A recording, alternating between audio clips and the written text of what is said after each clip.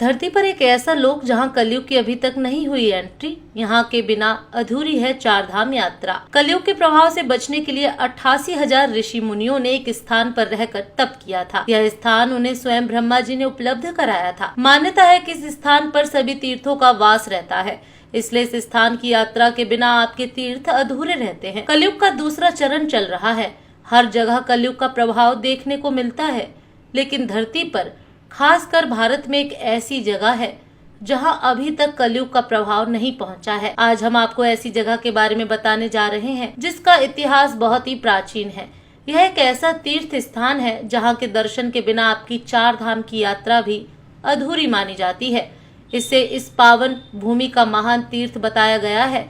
इसे तीर्थों में तीर्थ कहा गया है। पाताल भुवनेश्वर के अलावा नैमिषारण्य ही एकमात्र ऐसा क्षेत्र है जहां 33 करोड़ हिंदू देवी देवताओं का वास माना जाता है। हिंदुओं के लिए नैमिषारण्य को सभी तीर्थ स्थानों में सबसे पहला और सबसे पवित्र होने का खिताब भी प्राप्त है। इसका वर्णन वेद पुराण से लेकर हर हिंदू धर्म ग्रंथ में मिलता है। श्रीमद् भागवत, महापुराण, महाभारत, वायु पुराण, वामन पुराण, पद्म पुराण, शिव पुराण, देवी भागवत पुराण, यजुर्वेद का मंत्र भाग, श्वेताश्वर उपनिषद, प्रश्पोनिषद, अग्नि पुराण, गरुण पुराण, स्कंद पुराण, विष्णु पुराण, कालिका तंत्र, कर्म पुराण, शक्ति यामल तंत्र, श्री रामचरितमानस, योगिनी तंत्र आदि ग्रंथों में इस स्थान का उल्लेख मिलता है। यह वही स्थान है जहाँ महापुराणों की रचना हुई। महाभारत काल में युधिष्ठिर और अर्जुन भी यहाँ आए थे। इतना ही नहीं, प्राचीन काल में 88,000 ऋषि मुनियों ने इस स्थान पर कठोर तपस्या की थी, इसलिए इसे तपोभूमि भी कहा जाता है। नैमिषारण्य का प्राचीनतम उल्लेख वाल्मीकि रामायण के युद्ध कांड में होता है। यहाँ उल्लेख है कि लव और कुश ने गोमती नदी के किनारे राम के अश्वमेघ यज्ञ में 7 दिनों में वाल्मीकि रचित काव्य का गायन किया। हम बात कर रहे हैं नैमिषारण्य, उत्तर प्रदेश के सीतापुर में है। यह महान तीर्थ लखनऊ से 80 किलोमीटर दूर गोमती नदी के तट पर स्थित यह प्रसिद्ध हिंदू तीर्थ है। इस स्थान को नैमिषारण्य, नैमिष या नैमिषार के नाम से भी जाना जाता है। नैमिष यानी निमिष किंबा निमेष तथा आरण्य यानी अरण्य अर्थात वन क्षेत्र, परमात्व तत्व का क्षेत्र कहा जाता है कि ब्रह्मा जी ने खुद भी इस स्थान को ध्यान योग के लिए सबसे उत्तम बताया था। इस स्थान के मुख्य आकर्षण की बात करें तो इनमें चक्र तीर्थी भूतेश्वर नाथ मंदिर, व्यास गद्दी, हवन कुंड, ललिता देवी का मंदिर, पंच प्रयाग शेष मंदिर, हनुमानगढ़ी, शिवाला भैरव जी मंदिर, पंच पांडव मंदिर, पंच पुराण मंदिर, माँ अन्नदमयी आश्रम, नारदानंद सरस्वती आश्रम, देवपुरी मंदिर, रामानुज कोट, रुद्रावर्त आदि शामिल हैं। नैमिषारण्य स्टेशन से लगभग 1 मील दूर चक्र तीर्थ सरोवर है।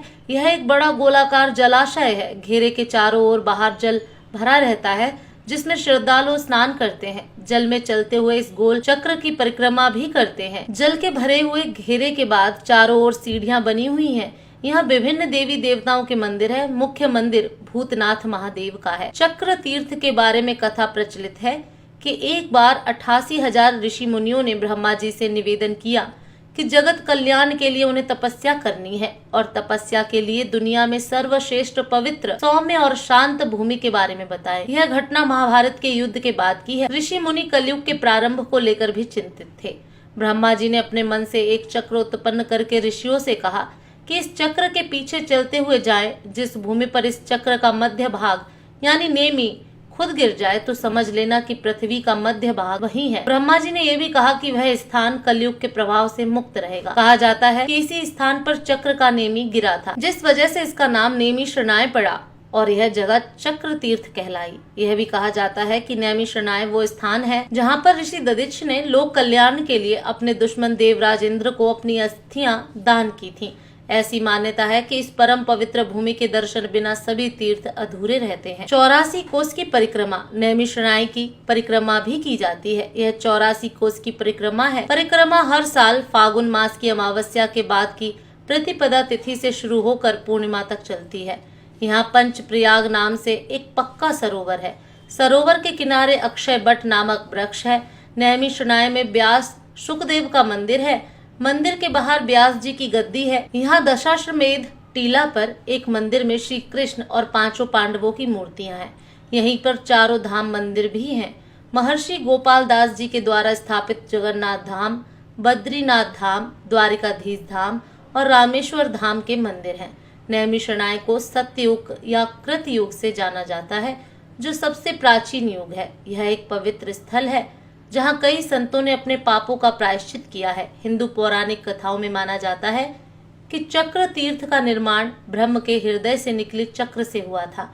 इस झरने में स्नान करने से सभी पापों से मुक्ति मिल जाती है। व्यास गद्दी एक वैदिक विद्वान है। व्यास ने पुराणों की रचना की और वेदों को 4 भागों में विभाजित किया और अपना ज्ञान जैमिनी, अंगिरा, पेल, शुकदेव, वैशंपायन और सुत को दिया। व्यास ने भी वेदों की रचना की और उन्हें 4 भागों में विभाजित किया।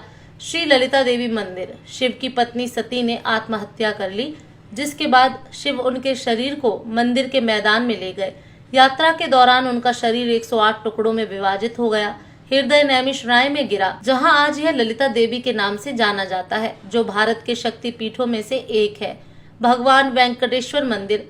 जैसा कि नाम से पता चलता है, यह मंदिर भगवान वेंकटेश्वर को समर्पित है और यह विशेष रूप से आंध्र प्रदेश से बड़ी संख्या में भक्तों को आकर्षित करता है। उन तीर्थ यात्रियों को समायोजित करने के लिए जो मंदिर के मैदान में रात भर रुकना चुनते हैं, मंदिर में अपने मैदान के अंदर आवास प्रदान किया है। दधीची कुंड। देवताओं के शासक इंद्र ने ऋषि दधीची से अपील की कि वे अपनी हड्डियां दे दें ताकि वह राक्षस वृत्रासुर को मार सकें और दुनिया को बचा सकें। उन्होंने स्वीकार किया, लेकिन केवल एक शर्त पर।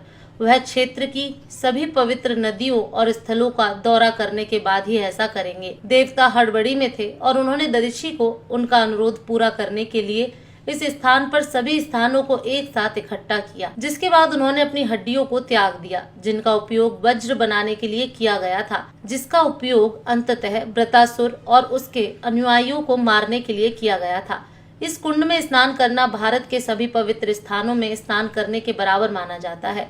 सूत गद्दी। इस स्थान पर वेद व्यास के शिष्य ऋषि सूत ने 88,000 ऋषियों को भाषण दिया था। हनुमान गद्दी और पांडव किला दुनिया के 2 सबसे शक्तिशाली योद्धा हैं।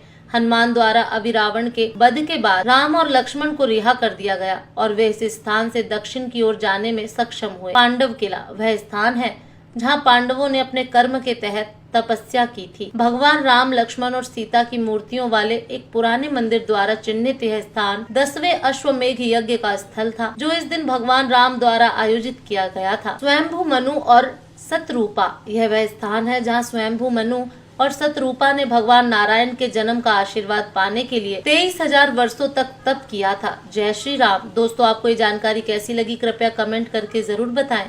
वीडियो पसंद आया हो तो लाइक करें और ऐसी ही और भी बहुत सारी कहानियों को सुनने के लिए चैनल को सब्सक्राइब जरूर करें।